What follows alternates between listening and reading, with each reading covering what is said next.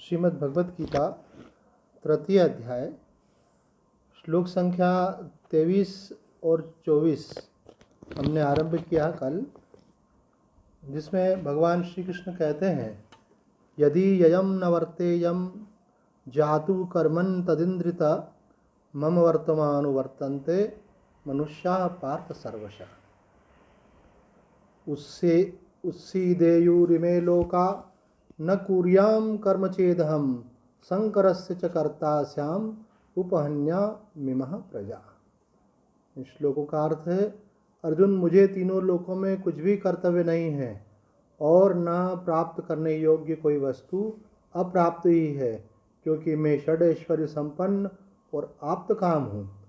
फिर भी मैं कर्म करता ही हूँ, क्योंकि यदि मैं सावधानी पूर्वक कभी कर्म न करूँ तो लोग उस प्रकार मेरे ही मार्ग का अनुसरण करेंगे। इन दो श्लोकों का हम लोग कल मनन आरंभ किया था। सबसे पहले तो यहाँ एक बात ही कहना चाहूँगा कि जब भगवान कहते हैं मैं कर्म करता हूँ, तो कुछ लोगों को बड़े ऐसे इंस्पायरेशन मिलती है कि हाँ कर्म करना चाहिए। लेकिन भगवान कौन से कर्म की बात कर रहे हैं? ये जो हम अपने लाइफ में एक टारगेट बनाते हैं कि हमको सुखी होना है, सुरक्षित होना है, संपन्न होना है ना, अनुकूलताओं को बनाए रखना है, और उसके बाद हम लौकिक कर्मों में लगे रहते हैं।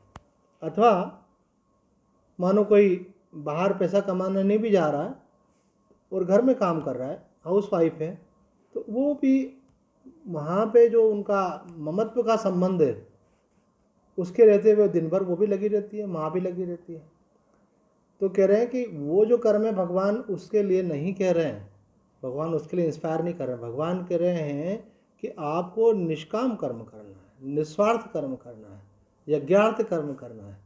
हाँ, जो जहाँ पर है वहाँ रहकर ही करेगा, लेकिन उसमें से अगर आपने इन चीज़ों को नहीं हटाया, अगर स्वार्थ को नहीं हटाया, कामना को नहीं हटाया, तो ये बात कल्याणकारक न होकर के वही बंधनकारक हो जाएगी। और उसके बहुत सारे भगवान ने यहाँ पे हमको संकेत किए, कोई व्यक्ति को कोई कन्फ्यूजन नहीं रहे, इसलिए भगवान खुद ही क्लियर करते चले जाते हैं। तो यहाँ भगवान कह रहे हैं कर्म तो करना है, लेकिन सावधानी पूर्वक करना है, सजगता पूर्वक करना है ना। ये सब बातें कही गई थी। आपको सजग रहना है कि मैं कहीं आसक्त तो नहीं हो रहा हूँ। आदमी जिसके संपर्क में आता है फिर उसमें आसक्त होने लगता है। जिनके लिए काम करता है यहाँ तो उनमें नाराज़ी का भाव हो जाता है, उसका यहाँ तो आसक्ति का भाव होता है। न्यूट्रल रहना व्यक्ति को आता नहीं, और वो आध्यात्म के लिए बहुत ज़रूरी है कि आप संसार में रहें लेकिन संसार से अप्रभावित रहें। गुरु नानक देव जी कहते हैं, रहे जगत में रहे उदास, कहे नानक में उसका दास। तो यहाँ उदास का मतलब ये नहीं निराश, उदास का मतलब है कि आप अप्रभावित। कबीरा तेरी झोपड़ी, वो एक दूसरा आप दोहा है जिसमें वो कहते हैं, ना काहू से दोस्ती और ना काहू से बैर। हम लोग यहाँ तो दोस्ती करते हैं, किसी के मोहब्बत में पड़ जाते हैं, और यहाँ फिर हम जो है नाराज हो जाते हैं। हमको शांत रहना नहीं आता, अप्रभावित रहना नहीं आता। एक महाराज जी के यहाँ कोई एक राजनेता मंत्री थे, वो आते थे, तो उनकी दिल्ली में मीटिंग थी, केंद्रीय मंत्री थे वो। लेकिन आश्रम में कोई बड़ा एक आध्यात्मिक आयोजन था, तो उन्होंने कहा कि ये तो वर्ष में एक बार होता है, अगर आप मीटिंग को अवॉइड कर सके तो अच्छा है। उन्होंने कहा, महाराज जी, हमारी राजनीति में है ना, दो ही प्रकार से देखा जाता है। अगर कोई मीटिंग में आ रहा है तो समझा जाता है कि ये हमारे पक्ष में है, और अगर कोई मीटिंग में नहीं आ रहा है तो ऐसा माना जाता है कि इनका जिस बात को लेकर मीटिंग की गई उससे विरोध है। तो यही तो दुनिया में भी लोगों का रहता है। यहाँ तो किसी को अपना मानते हैं और यहाँ किसी के साथ नाराज़ी कर लेते हैं। पर संबंध कैसा होना चाहिए? भगवान के नाते सबसे समान संबंध। ऐसे तो भगवान ने यहाँ जो कर्म कहा, उस कर्म के लिए भी सावधान रहें, है ना। कोल्हू के बेल की तरह दुनिया में लगे रहे और हाथ में फिर कुछ आध्यात्म नहीं आया तो कोई मतलब नहीं, और बल्कि और दुख बढ़ जाता है। जिनके प्रति मोह रहता है उनके लिए कर्म करते रहने पर जब बाद में उनमें अपनापन नहीं मिलता है, उनके द्वारा जो है हमारे लिए रिस्पांस नहीं मिलता है, तो हमको इस बात का दुख होता है, जिंदगी भर जिनके लिए लगे रहे, देखो वो स्वार्थी निकल गए। तो स्वार्थी तो है ही दुनिया, आपको बहुत बाद में मालूम पड़ा।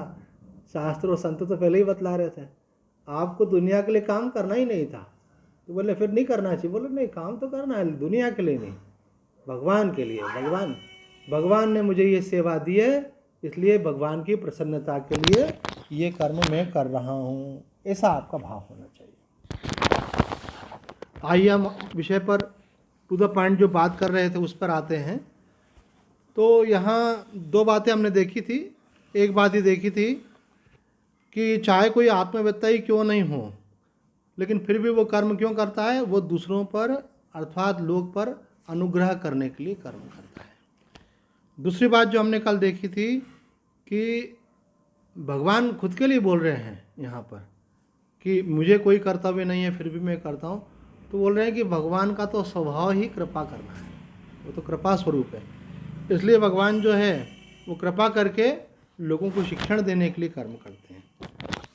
इसके आगे का विषय लेते हैं आज कि देखो भगवान यहाँ पे बतला रहे हैं कि व्यक्ति जब मेरे को आइडियल मान करके सत्कर्म करेगा तो उससे उसका अंतःकरण शुद्ध होगा। जब उसका अंतःकरण शुद्ध होगा तो उसके अंदर भगवत जिज्ञासा, आत्म तत्व की जिज्ञासा जागृत होगी। और वो जिज्ञासा जागृत हुए बिना भी कोई अगर सत्संग सुनता है तो जानकारी तो हो जाएगी, लेकिन अनुभूति नहीं होगी। Collection of information is one thing and experience is totally different. आपको अनुभव तब होगा जब आपका अंतःकरण उस योग्य होगा, क्योंकि आत्मा तो नित्य मुक्ति है और शरीर तो जड़ है, सारा खेल जो है चित्त का ही है। तो जब तक चित्त शुद्धि नहीं होती है तब तक जो है वो अनुभूति नहीं होती है। और बुद्धि तो सूक्ष्म, बोले भाई कोई जज है तो उसकी बुद्धि तो बहुत सूक्ष्म होगी, क्योंकि वो तो सब तर्क वितर्क समझता है। तो समझना अलग बात है, लेकिन अनुभव करना दूसरी बात है। तो इसके लिए अंतःकरण में दो बातें चाहिए, सूक्ष्म भी होना चाहिए और शुद्ध भी होना चाहिए। अगर शुद्ध नहीं हुआ तो समझ में तो सब आएगा और समझा भी पाएगा, लेकिन अनुभव नहीं होगा। और अगर अंतःकरण शुद्ध तो है, बहुत पवित्र है, लेकिन बुद्धि सूक्ष्म नहीं है, तो बोले फिर भाई कोई बात नहीं, फिर आप भक्ति मार्ग से जाइए, समर्पण कर दीजिए। गुरु ने एक वाक्य बोला, उसके अनुसार आप अपना लक्ष्य बना लीजिए। गुरु जी ने बोल दिया कि जीवन में जो कुछ भी घट रहा है बिल्कुल शंका मत करना, ये भगवान की कृपा है, बस दैट्स ऑल। आपने उतना पक्का कर लिया तो आपके मन में कोई वासना नहीं रह जाएगी कि ऐसा हो और ऐसा नहीं हो, ऐसा क्यों हुआ, ऐसा क्यों नहीं हुआ। आप बोलेंगे हमको भगवान ने जो आज्ञा दी है वो करना है। भगवान ने कहा सर्व स्वीकृति, और जो हमारा कर्तव्य है वो पालन करने का आदेश शास्त्र करता है, वो करना है। तो यहाँ बतलाया जा रहा है कि अंतःकरण की शुद्धि हुए बिना बोध नहीं होगा, और अंतःकरण की शुद्धि के लिए भगवान हमारे सामने आदर्श रखते हैं कि इस प्रकार से कर्म करो। तो अब यहाँ बाबा ने एक प्रश्न उठाया है, उड़िया बाबा जी ने, कि अंतःकरण शुद्ध हो गया ये कैसे जानेंगे? जो क्वेश्चन शंकराचार्य जी की भी ये शैली है कि जो प्रश्न जिज्ञासु के मन में उठ सकते हैं वो खुद ही उठाते हैं और उसका उत्तर दे देते हैं। तो कई लोग प्रश्न पूछ नहीं पाते हैं तो वो बोलते हैं चलो तुम्हारी तरफ से हाँ पूर्व पक्ष करके हम ही पूछ लेते हैं और हम ही समाधान भी कर देते हैं। क्योंकि एक बहुत इम्पोर्टेंट पॉइंट ही है, ये बॉर्डर लाइन है, इधर कर्म योग है उधर ज्ञान योग है, बीच में बॉर्डर लाइन क्या? अंतःकरण की शुद्धि। गीता जी के अंदर दूसरा एक श्लोक आता है, लोकेस्मिन् द्विधा निष्ठा पुरा प्रोक्ता मया नघ ज्ञान योगेन सांख्यानाम कर्म योगेन योगिनाम। भगवान कहते हैं कि दो प्रकार की निष्ठाओं की चर्चा मैंने पहले भी की है और अभी फिर अर्जुन तुमको निमित्त बना करके वो चर्चा कर रहा है। तो वहाँ आदि शंकराचार्य जी महाराज ने, महात्माओं ने इस प्रकार से भाष्य लिखते हुए कहा है कि ये दो अलग अलग मार्ग नहीं हैं, ये दो अलग अलग अंतःकरण की स्थितियाँ हैं। एक अंतःकरण की स्थिति है जिसमें आप कर्म योग के अधिकारी हैं, एक अंतःकरण की स्थिति है आप जहाँ ज्ञान योग के अधिकारी हैं। तो जानते दोनों के बीच में बॉर्डर लाइन कौन सी है? दोनों के बीच में बॉर्डर लाइन है अंतःकरण की शुद्धि। जब तक अंतःकरण शुद्ध नहीं हुआ तब तक आपके अंदर वासनाएं हैं, और वासनाएं हैं तो उन वासनाओं का कोई भोक्ता है वहाँ पे। वहाँ कर्मों का कोई करता है, तो इसका मतलब एक कर्तृत्व अभिमान वहाँ पर बना हुआ है, भोक्तृत्व अभिमान वहाँ बना हुआ है, जो कि अभी मेल्ट नहीं हुआ है। तो अकर्ता भाव में आप स्थित नहीं हो सकेंगे। कोई डायरेक्ट ज्ञान योग में जंप नहीं कर सकता जब तक अंतःकरण शुद्ध नहीं होगा। इसलिए सारे साधन जो बताए गए हैं, ऑलमोस्ट ऑल, वो सब अंतःकरण की शुद्धि के हैं। चाहे वो पूजा हो, चाहे वो पाठ हो, चाहे वो जप हो, चाहे वो सेवा हो, है ना, चाहे वो तीर्थ जाना हो, आप जितने भी शुभ कर्म करते हैं वो सब अंतःकरण की शुद्धि के लिए हैं। तो बोले फिर ज्ञान श्रवण नहीं करना चाहिए। अरे क्यों नहीं, ज्ञान तो श्रवण करना ही चाहिए, लेकिन ज्ञान श्रवण ही कर सकते हो आप। बुद्धि में तो आप धारण कर सकते हो, लेकिन दिल में वो कब उतरेगा? जब अंतःकरण शुद्ध हो जाएगा। तो उसके लिए साधना करनी पड़ती है। आप यज्ञ नहीं करें, अगर आप तप नहीं करें, आप दान नहीं करें, है ना, तो ये सब में सारी सारी साधनाएं कवर हो जाती हैं इन 3 शब्दों में ऐसे।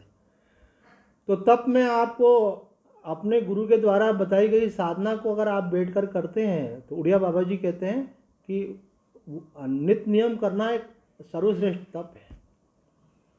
क्योंकि आप अगर करते रहेंगे तो धीरे धीरे धीरे धीरे आपका अंतःकरण शुद्ध होता चला जाएगा। जो रोज बैठ करके एक निश्चित संख्या माला की करता है, जो रोज नित्य बैठ करके कुछ निर्धारित पाठ करता है, जो नित्य बैठ करके कोई यज्ञ आदि करता है, कोई नित्य जो है देव दर्शन करने जाता है, कोई व्यक्ति नित्य कहीं कुछ सेवा करता है, तो ऐसा करने से जो करते रहोगे भजन धीरे धीरे, तो मिल जाए राधा रमण धीरे धीरे।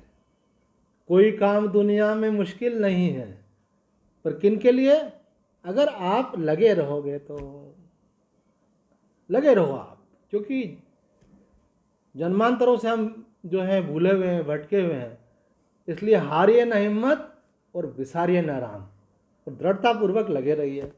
जितनी जितनी आपकी अंदर से प्यास बढ़ती जाएगी, जितनी जितनी आपकी साधना में एकाग्रता बढ़ती जाएगी, जितना जितना आपका मन संसार से उपराम होता जाएगा, आप देखेंगे कि अरे उतना उतना उसमें रस की उत्पत्ति होती चली जा रही है। तब यहाँ पे महाराज जी ने लक्षण बताए हैं कि अंतःकरण अगर शुद्ध हो गया तो आप इस बात के अधिकारी हो जाते हो कि मैं कर्ता भोक्ता नहीं हूँ, मैं सच्चिदानंद स्वरूप आत्मा हूँ, इसमें टिको। बोले मैं उसमें टिक नहीं पाता हूँ, मेरा कर्तापन बना ही रहता है, भोक्तापन बना ही रहता है। व्यवहारों में बार बार ये सेंस आया था कि मैंने ऐसा किया, मैंने वैसा किया। व्यवहार में सेंस आया था कि मेरे साथ ऐसा हुआ, मेरे साथ वैसा हुआ। अरे भैया आपके साथ नहीं हुआ, आप आत्मा हो और आपने नहीं किया, शरीर इंद्रियों के द्वारा कर्म हुआ है। बोला हाँ वो समझता तो मैं हूँ, जब मैं वेदांत की चर्चा करता हूँ तब तो समझता हूँ, लेकिन अकेले में जब बैठता हूँ तो मुझे ऐसा लगता है कि मैंने ऐसा ऐसा किया। अपना इतिहास जो होता है ना, आदमी को याद आता है कि मैंने ऐसा किया, जो जो कर्म हुए होते हैं। तो कर्ता आप अपने को बना लेते हो, और आपके आसपास जो अनुकूल प्रतिकूल परिस्थिति होती है तो आप बोलते हो कि मेरे साथ ऐसा हो रहा है, इसका मतलब आप भोक्ता बन गए। तो ये कर्ता और भोक्ता जो हैं, ये जो हमारा मैं है ना, जिसको जीव बोलते हैं, जिसको अहम बोलते हैं, ये यही कर्ता और भोक्ता बनता है। अब ये मेल्ट नहीं हुआ तो आप गुरु से उपदेश तो सुनेंगे, और सुनना चाहिए, पढ़ना भी चाहिए, लेकिन उसमें निष्ठा नहीं बन पाएगा आप। तो निष्ठा कैसे बनेगी? तो बोले भैया थोड़ी सफाई करो इसकी। तो सफाई कैसे है? तो बोले कि जब आप सत्कर्म करेंगे तो सफाई होगी, आप सुमिरन करेंगे तो सफाई होगी, आप सेवा करेंगे तो सफाई होगी। सेवा से बहुत जल्दी सफाई होती है। कल हम प्रवचन सुन रहे थे, राजेंद्र दास जी महाराज बोल रहे थे कि हमारे गुरुदेव ने हमको पर्सनली बोला कि मुझे सबसे अधिक लाभ जो हुआ है वो सेवा से हुआ। बोले महाराज जी सुबह उठते थे और उठते से जो है तुलसी में जल डालते थे, अर्घ देते थे सूर्य नारायण को, और वो अर्घ का जल जो है तुलसी में जाता था। उसके बाद पहाड़ी बाबा बड़े सिद्ध संत हुए, उनकी बात बता रहे हैं बात। उसके बाद फिर वो किचन में चले जाते थे, और किचन में जाकर के लगभग 25 से 40 लोगों का भोजन बनाते थे अकेले 2 घंटे में। तो उसके बाद वो सब लोग आ जाते थे, प्रसाद पाने वाले महात्मा लोग, फिर उनको वो भिक्षा दे देते थे।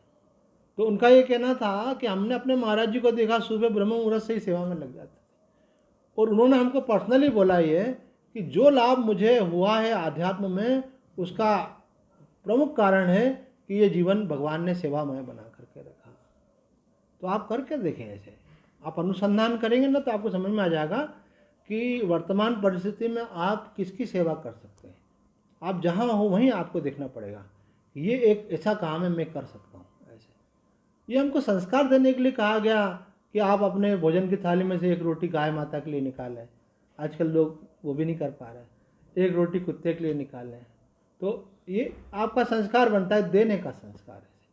फिर उस संस्कार को वहाँ रोक कर नहीं रखें। आपके आसपास के वातावरण में कोई व्यक्ति अभावग्रस्त दिख रहा होगा, कोई नीडी दिख रहा होगा, कोई व्यक्ति परेशान दिख रहा होगा, जरूर थोड़ी रोटी खिलाने से होता है। आपने किसी को बोल दिया भाई तुम्हारा स्वास्थ्य ठीक नहीं हो, कोई दवाई की आवश्यकता हो, तो बोल दिया करो हमको। कोई भी गरीब आदमी हो सकता है आपके आसपास, कोई नीडी हो सकता है। तो आपने देखा कि ये गरीब आदमी अपने बच्चों की शिक्षा, बोले आपको कोई स्टेशनरी की बुक्स की ज़रूरत हो तो ये मैं सेवा कर सकता हूँ, है ना। आप कभी भी हो तो संकोच नहीं करना, बोल देना। तो भाई मैं तो एक एग्जाम्पल दे रहा हूँ, ये तो हर व्यक्ति को अपना सोचना है कि अपने वातावरण में वो कोई कैसे सेवा कर सकता है। आप सेवा करेंगे आपको बड़ा आत्मसंतोष होगा। आप सेवा करेंगे निस्वार्थ भाव से, बिना किसी को बताए, चुपचाप में, आप देखेंगे आपको ऐसा लगेगा भगवान मुझसे प्रसन्न है। आपके मन को बड़ी एक अलग प्रकार की शांति का अनुभव होगा। और वो इस बात का द्योतक है कि अंतःकरण शुद्ध हो रहा है, वो इस बात का द्योतक है कि हमारी आध्यात्मिक प्रोग्रेस हो रही है। तो यहाँ बाबा कह रहे हैं कि अंतःकरण शुद्ध हो गया। इसकी एक और भी पहचान है कि मनुष्य अपने जीवन में कुछ न कुछ थोड़ा या ज़्यादा कुछ न कुछ खट कर्म करता है, उसको भी बोलते हैं पाप करना। तो बोले हैं जब हमें पाप करने में भय हो तो समझना चाहिए कि अंतःकरण शुद्ध हो गया। वासना का अधिक होने से मनुष्य कोई पाप कई प्रकार, किसी का दिल दुखाना भी पाप है। बोले भैया मैं तो साफ बोलता हूँ, किसी को बुरा लगे तो लगे। अभी ये सब बोलते हैं ना, कोई ये अहंकार है, लगे तो लगे, मतलब आपको किसी के दुखी होने का, किसी के हर्ट होने का आपको कोई फर्क नहीं पड़ता।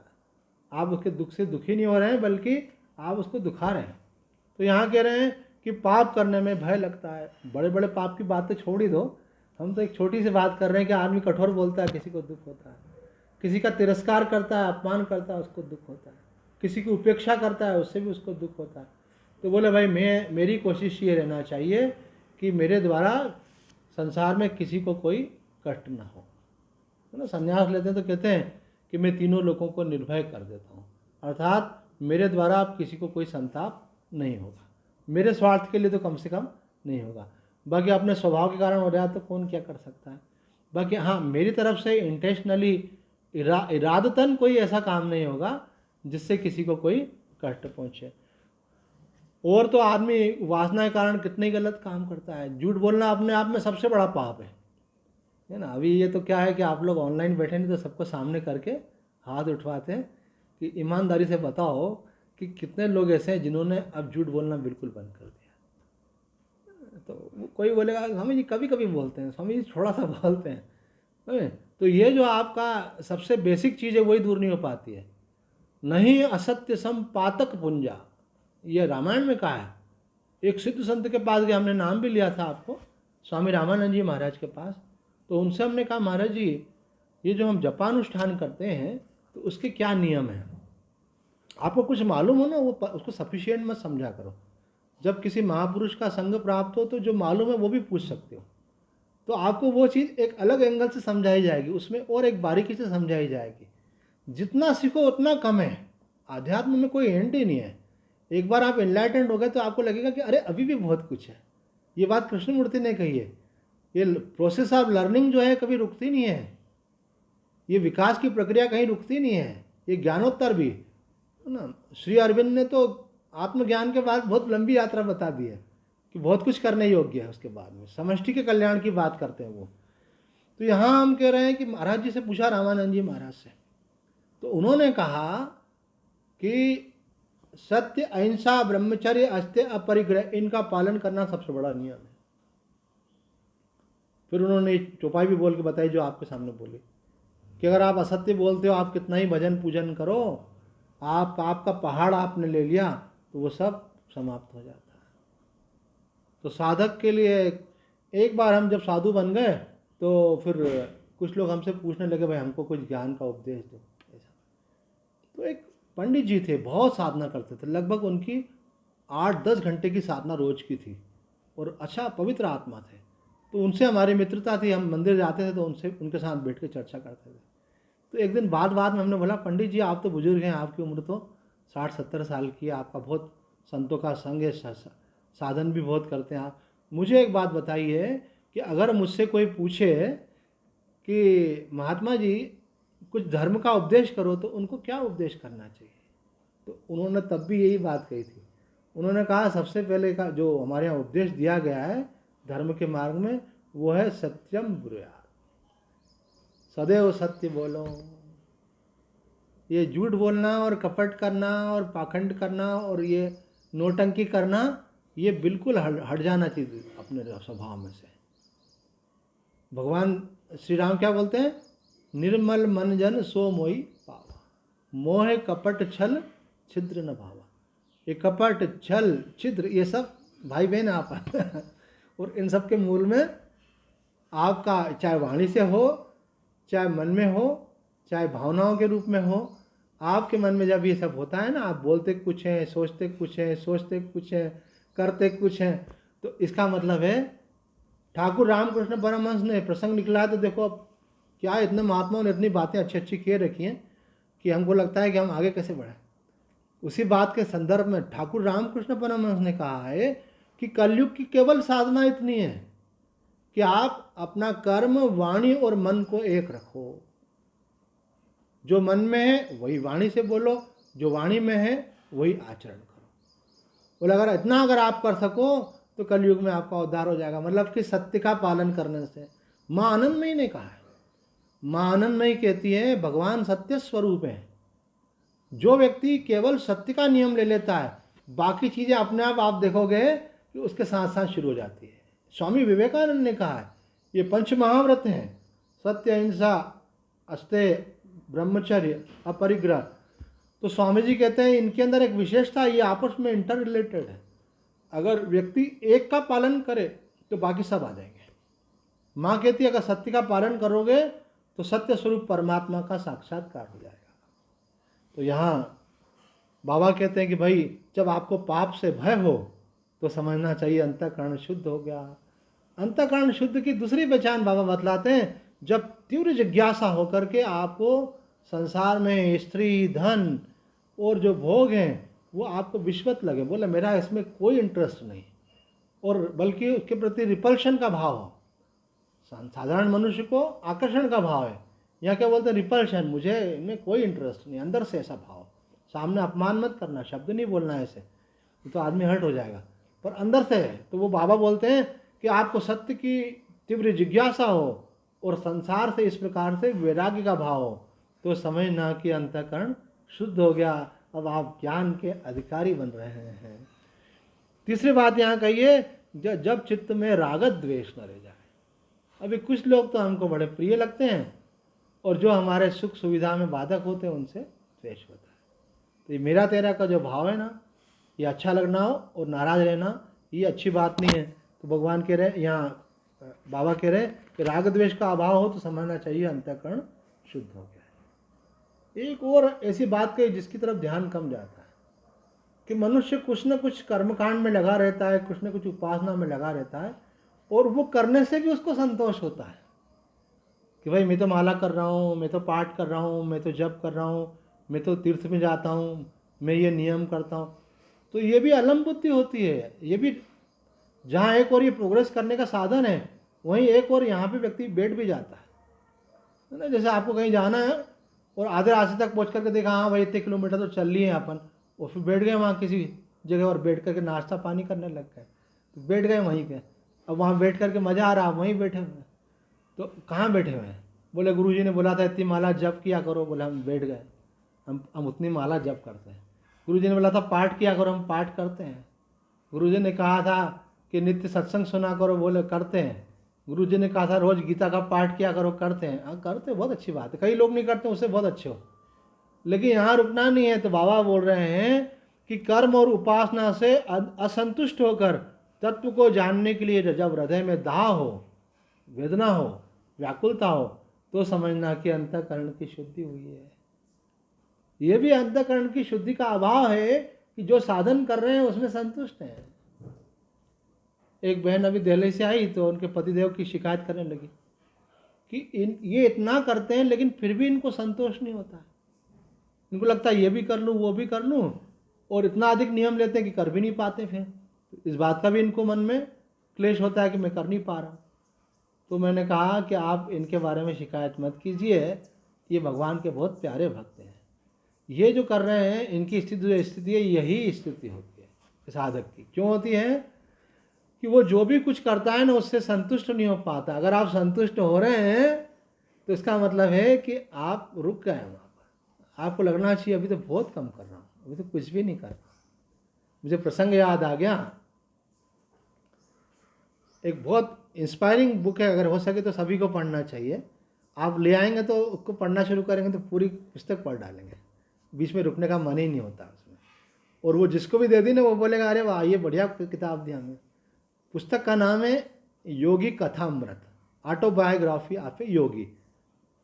वो लिखी गई इंग्लिश में, उसका हिंदी अनुवाद हो गया है और इजीली मिल जाती है मतलब आपको। और एक बार आप ले आए तो आप बोलेंगे वाह, जिसके पास भी उन्होंने कहा हमने तो 2-3 बार पढ़ डाली ऐसा। तो उसमें आता है ये प्रसंग जो बात कह रहे हैं कि योगानंद जी अपने गुरुदेव युक्तेश्वर गिरी जी से आज्ञा लेकर के, और वो कहते हैं मैं हिमालय में जाके तपस्या करूँगा। वो चले जाते हैं वहाँ। तो वो जब वहाँ जाते हैं तो एक जगह एक योगी के पास पहुँचते हैं। योगी अपनी समाधि में बैठे रहते हैं, तो वो जगह तो बातचीत हो, तो वो बैठ गए वहाँ पर। तो कुछ घंटों के बाद उन्होंने समाधि खोली। तो अभी केवल प्रसंग है, उतनी बात करेंगे, विस्तार नहीं करेंगे उसका।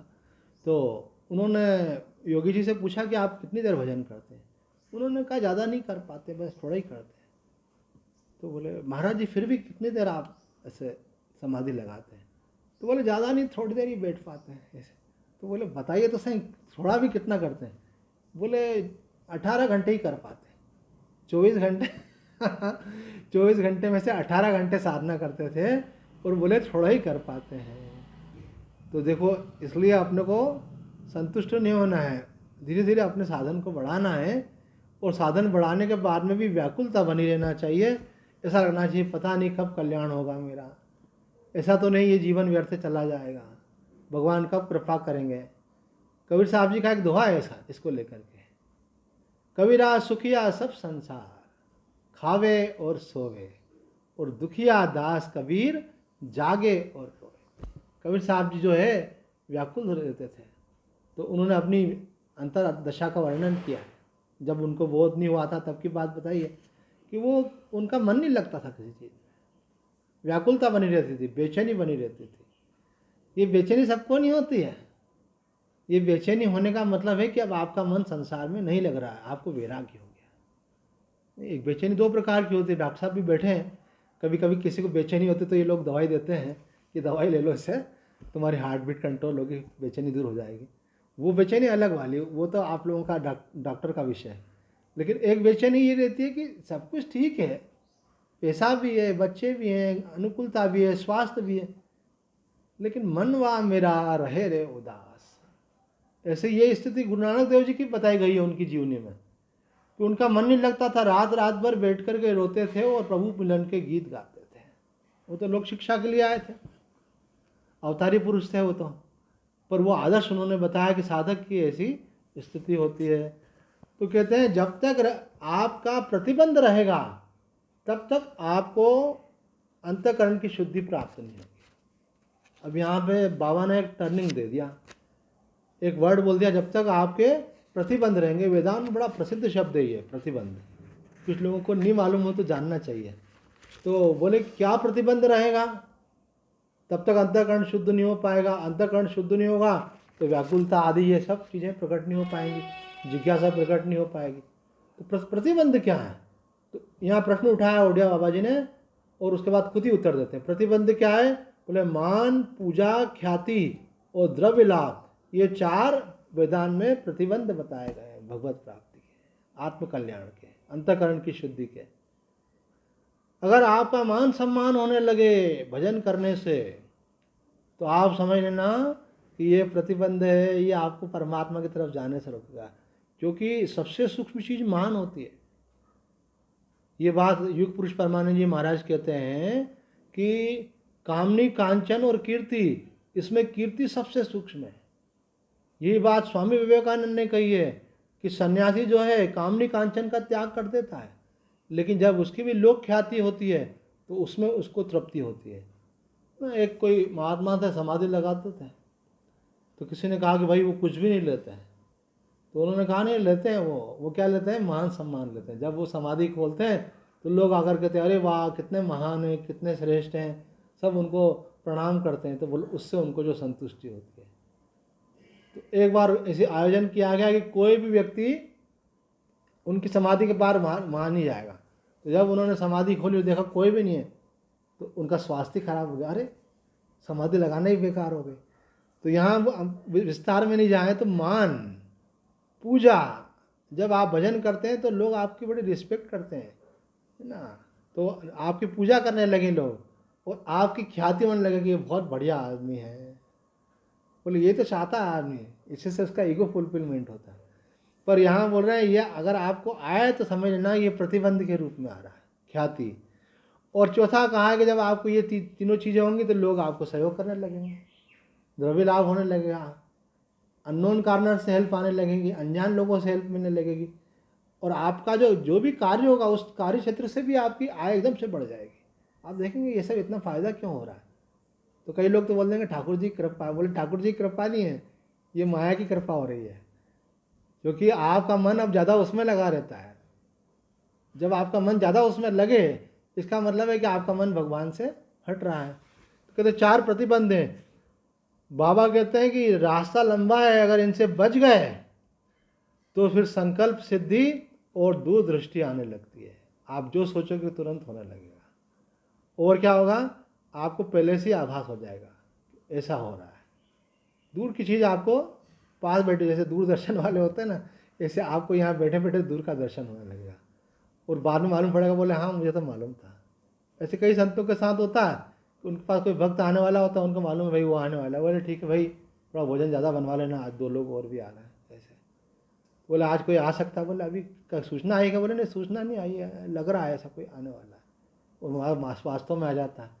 तो ये चीज़ें होने लगे, इसका मतलब क्या हुआ कि अंतःकरण तो शुद्ध हुआ लेकिन सिद्धि आ रही है, इसकी उपेक्षा करनी पड़ेगी आपको। सिद्धि तो आएगी, वो तो अंतःकरण की शुद्धि का महर्षि पतंजलि ने कहा है कि ये जो सिद्धियां होती हैं इस बात का लक्षण होती है कि you are progressing in your path. आप अपने मार्ग में, आध्यात्म के मार्ग में आगे बढ़ रहे हैं, इसलिए इस प्रकार की कुछ आपके पास सामर्थ्य प्रकट होने लगती है जो कि सामान्य लोगों के पास नहीं होती है। तो एक तरफ वो इंडिकेशन रहता है कि आपकी प्रोग्रेस हो रही है, और दूसरी तरफ से वो आपके लिए चैलेंज रहता है कि आप उसमें अगर फंस गए तो रुक जाओगे, उसका ईगो आ जाएगा, आप प्रदर्शन करने लगेंगे तो लोग बोलेंगे अरे वाह भाई ये तो बड़े सिद्ध हैं। तो अपने को सिद्ध नहीं बनना है, ये सिद्धियां जो हैं बाधक हैं।